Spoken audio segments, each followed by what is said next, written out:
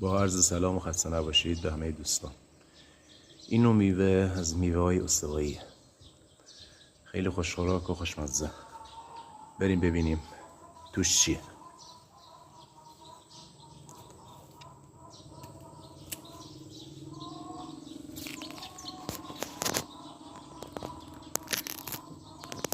به به به به، چه میوه های ژله‌ای.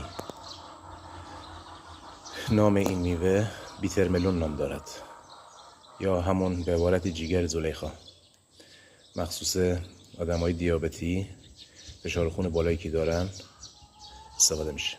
پوست بسیار تلخی داره ولی میوه‌ای بسیار شیرین.